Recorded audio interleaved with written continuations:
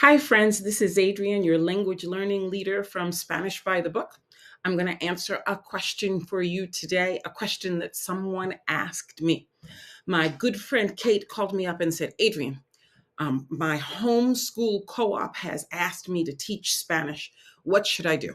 And she's known for years that I do this Spanish thing professionally on the side, in my church, lots of different places where I get the opportunity to help people build their language learning skills, their Spanish proficiency skills. So I said to her, okay, what do you have, Kate? And she has two groups, like a 5 to 10-year-old group and maybe 11 to 12 or 13. It's not as much of a wide range in that group. She has these two groups of language learners. Neither group is very big, and she's only going to see each group about 8 times in the course of a semester, like from September to December. Okay, she wants to keep it simple, and because they're homeschooling, the parents want to be involved too. She doesn't want to be doing all the work and not having it translate into something that they do at home. And I said, ha, yo tengo una idea.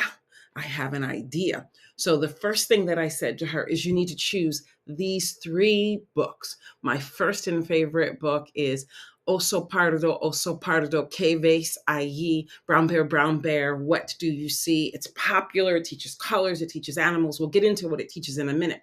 My second book that I recommended to her is also colors. It can start at that very primary level, but it could go all the way up to 12, 13, 14-year-olds. There's so much interesting going on with Mis Colores, Mi Mundo, My Colors, My World. And both groups, from 5-year-olds to 15-year-olds, if she wanted to, they could spend lots of time in Albertina Anda Arriba, which is a wonderful bilingual ABC book. And in English, it's called Albertina Goes Up. So, why do I give her these suggestions for books? It's because bilingual books are awesome. They have all the text in English, they have all the text in Spanish that can support you. They have beautiful pictures that will support you. The grammar is perfect. You're not wondering if these words here are correct or not correct. And then on top of that, I give her my master mix and switch language learning system, because just opening up the book and reading it to a class, or doing, el forbido, the double reading, read the English and then read the Spanish, it can be overwhelming. So I'm giving her a system that will integrate the language into their speaking vocabulary. So what's the first thing that she should do is, with her group, spend time, maybe just one reading for some of the books, and master the story in English. Enjoy the book, lay a foundation of English, and just read it a couple of times until they know the story. Spend some time while they're mastering the story, getting to know the resources that I share with you. But the first thing is that they should be able to know the story, follow it, and enjoy it. The second phase in my system is mix, where you're going to choose those common, repetitive, familiar vocabulary words in English, and you're going to just mix in the Spanish. And so as you're reading along, you're going to just insert a Spanish word and take out the English word. The brain can do that kind of work, and it's not a permanent thing. We're not going to learn like this forever, but it's definitely going to help to get our learners over the hump of one language switching to another language. While you're doing that, you can also play some of the games, do the activities, explore the resources. Final stage in my system, master, mix, and switch, is to enjoy the book in Spanish. Your listeners already have understood the story and are familiar with it in English, and you spent time in the mix stage getting to know the words. So maybe the third reading, the fifth reading, the sixth reading, and this is when you can share this with the parents at home. They can be doing these readings at home. Then you're going to switch over to the English. You've played games with this. You've got pictures of this. You've got chants and songs and activities that you've done with the materials and the vocabulary in the book. So it's not like all of a sudden you're just going to open up and read a book that you've never spent any time with. And we're not worried about pronunciation. If it doesn't sound perfect, you can listen to one of the recorded versions that I share with you in the resources, or you can just say, hey, we're still learning this and it's a little bit difícil, or we just sound it out as best we can, because mastery doesn't come from perfection. Mastery mastery comes from really getting involved in the language and making it a part of your coming and going. So that's what I told Kate to do. So what's next is talk outside the book. Talk outside the book means that the time that you spend in your language learning time reading the book and maybe sharing what's going on, switching a little bit, isn't the only time that you should be interacting with the vocabulary. For each one of the books, I share with you activities that bring about culture. It brings about vocabulary for colors. It brings about vocabulary for habitats, because two of the books are about animales. It helps you to learn the alphabet, and there is the best alphabet singing, really, really fun song that I've connected you with, because I don't want you to spend hours and hours searching for things on YouTube. I've already done that for you. And then there's other phrases that go along with what's said in the book that you can use in conversation with people coming and going. And I give you ways to implement those phrases and practice them. So if you were reading oso pardo, que ves allí, you can learn the color words, the animal names. You can learn to ask the question, what do you see here? What do you see here? And you're pointed to something right there. What do you see here? And of course, your listeners and you can answer, I see. And I see can lead you to playing I spy. You know that game, I spy something. You can learn how to play that in Spanish by doing the animals activities in this book. Muy bien. And of course, you can learn to play I Spy by naming any other objects you see.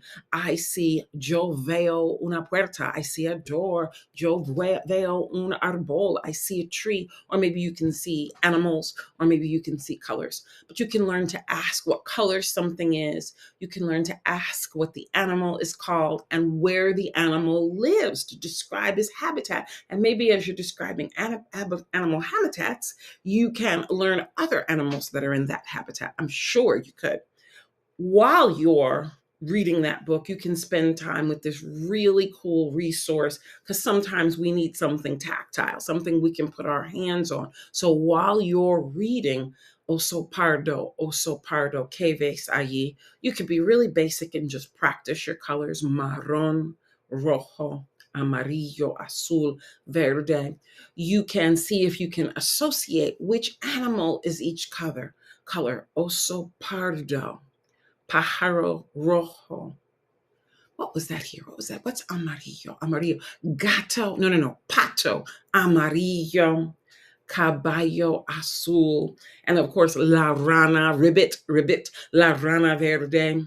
And then you could eventually tell the whole story and have your listeners participating with you, telling the whole story. And we use this for los niños, lots of different colors for los niños. And all the information to make this cool, fun, tangible resource is in our learning guide. Okay, next, what could you learn?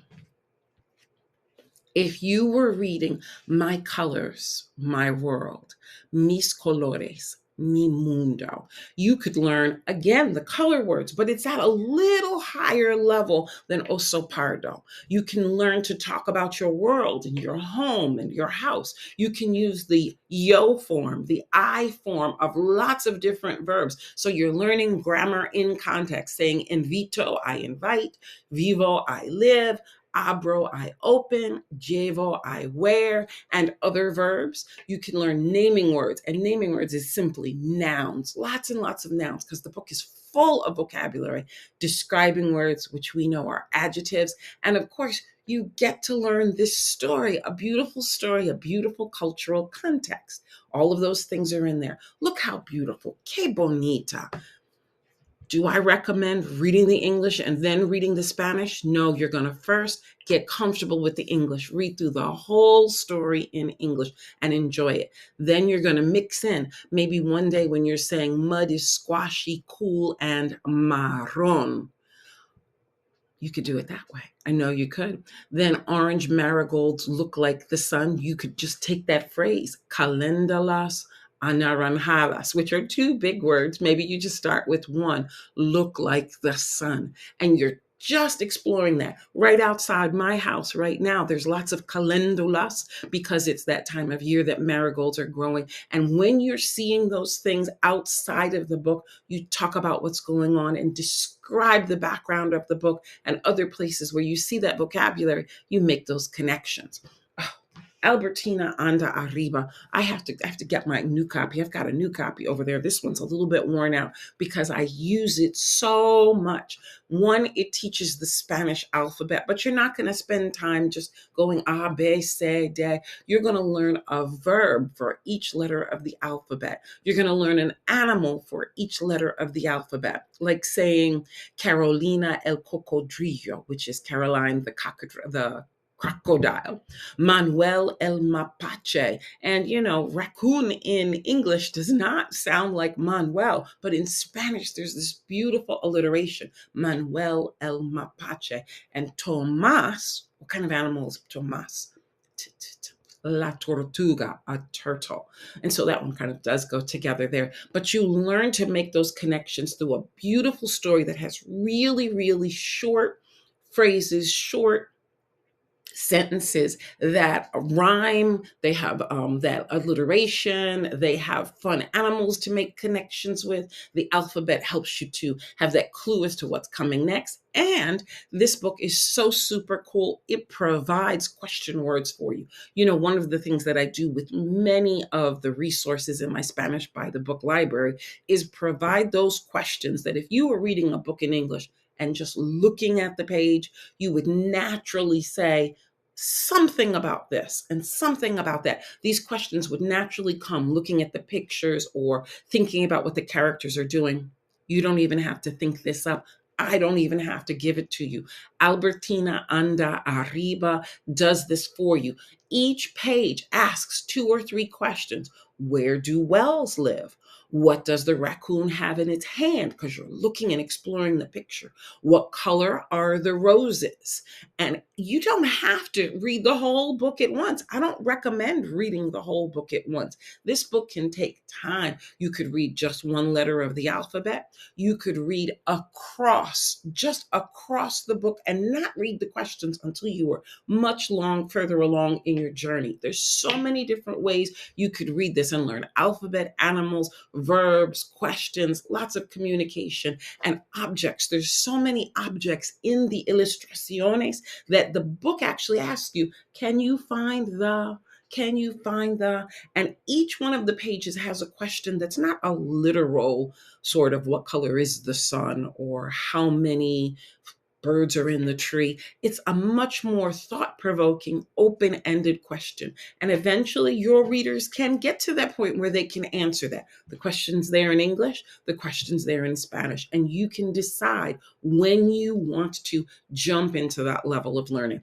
I think my friend's homeschooling group would be wonderfully enjoying a page like this, where you're just reading across the top. Albertina Anda Arriba en el avión. And you're making the connections. Avión, what do we think avión is? What do we see in the picture? The English and the Spanish are right there. Then they learn about the B, which also begins with the letter A. You see lots of árboles, which also begins with the letter A. And you learn the words arriba, which means up, and abajo, which means down or underneath. That's what one page would look like. All that you could learn. You could spend the whole semester just going page by page through this fun little book.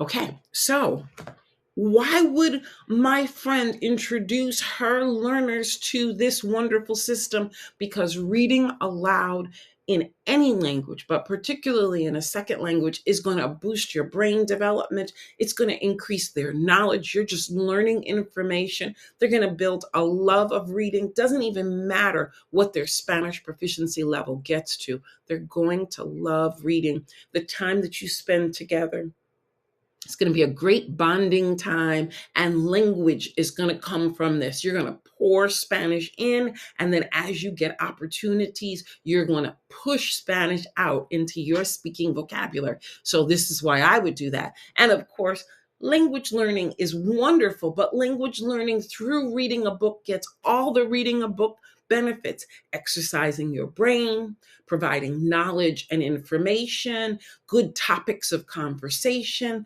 You're going to develop writing skills because you can see these words, you can see sentence structure. Your reading is going to improve your concentration and focus. And lots of kids spending a lot of screen time have a hard time keeping attention. This is going to build that endurance to be able to sit and listen and read and enjoy, make conversation, develop creativity, and more and more and more. It's fantastic. So let's say she just says, we're not going to do this. We're just not going to have any kind of language learning. Let's just do a little comparison. What's the competition to Spanish by the book? There's actually 3 different ways you could look at it. No language program at all. They could say, hey, we don't have somebody to come over here and do this, and so we're just not going to do a Spanish program. Mi corazón está triste, triste. No language program at all is not going to help your learners. You, as the parents, as the caregivers, as the educators, can use my resources to just come in and be the language program, do the language program. You can do it. You could do it. You've got me supporting you. And all the resources in my library, as well as my learning community, will help you to feel like you have help doing this very basic thing. The other option is an outside teacher on a per class schedule and a per class fee. Now, sometimes an outside teacher is great. They come with all kinds of experience and resources and all of that. But sometimes in our homeschooling world or with our busy schedule, we want the freedom to schedule things very flexibly. You want to have multiple language learning opportunities, not just this time when Senora can come and have Spanish class. And you want to receive the benefits of language instruction, teacher mentoring from me, lessons planned, and parents and caregivers involved in the plan, learning alongside them. Spanish by the book can happen daily. It can happen several times a day, and it saves you dollars. You're investing in a library that you're always going to keep and books that you can expand on and expand on and expand on. I don't know about you, but I like the look of being together with my children, learning, sharing, building, and connecting with other families that are doing the same. I think Kate's going to have a great semester with her plan from Spanish by the book. Gracias.